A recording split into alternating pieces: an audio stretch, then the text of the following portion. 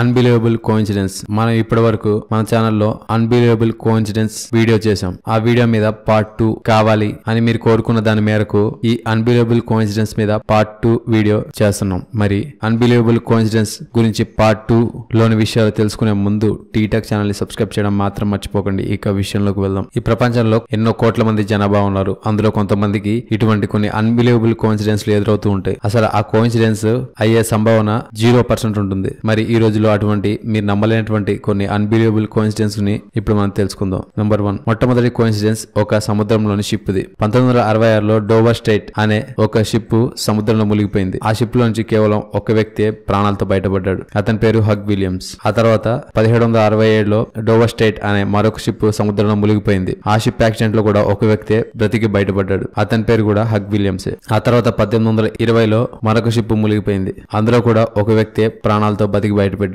అతని పేరు కూడా హగ్ విలియమ్స్. దీంతో ఈ కోఇన్సిడెన్స్ కంప్లీట్ కాలే. 1940 సంవత్సరంలో కూడా, అంటే రెండో ప్రపంచ యుద్ధ సమయంలో జర్మన్ సేన ద్వారా ఒక సముద్రంలోని షిప్ ని నాశనం చేశారు. అందులో ఇద్దరు వ్యక్తులే ప్రాణాలతో మిగిలి బయటపడ్డారు. అందులో ఒక అంకుల్, అతని యొక్క అల్లుడు, మరియు వాళ్ళిద్దరి పేరు కూడా హగ్ విలియమ్సే. ఒక్కసారి కాదు, 2 సార్లు కాదు, దాదాపు 4 సార్లు ఈ కోఇన్సిడెన్స్ రిపీట్ అయింది. ఇది మనం అస్సలు నమ్మలేని కోఇన్సిడెన్స్ గా చెప్పుకోవచ్చు. నెంబర్ 2, ఆ తర్వాత ఇక్కడ కనపడుతున్న ఇమేజ్ ని చూడండి. ప్రపంచంలోనే ఇద్దరు మహా శాసకులైన హిట్లర్ మరియు నెపోలియన్, మరియు వారి యొక్క కాలంలో రక్తం ఏరులా ప్రవహించింది. ఇతను నెపోలియన్ మరియు ఇతను హిట్లర్. వీరిద్దరి యొక్క జన్మ వారు శాసించిన దేశాల్లో కాకుండా ఇతర దేశాల్లో జరిగాయి. అంతేకాకుండా వారిద్దరి మధ్య ఒక సమానమైన సమయం కూడా సంయోగమైంది. నెపోలియన్ చేతిలోకి పవర్ వచ్చిన 129 సంవత్సరాల తర్వాత ఆ పవర్ హిట్లర్ కు వచ్చింది. నెపోలియన్ రష్యాకి విరుద్ధంగా యుద్ధం చేస్తే అదైన 129 సంవత్సరాల తర్వాత హిట్లర్ కూడా రష్యా మీద యుద్ధం చేశాడు. నెపోలియన్ రష్యా మీద ఓడిపోయాడు. ఆ తర్వాత 129 సంవత్సరాల తర్వాత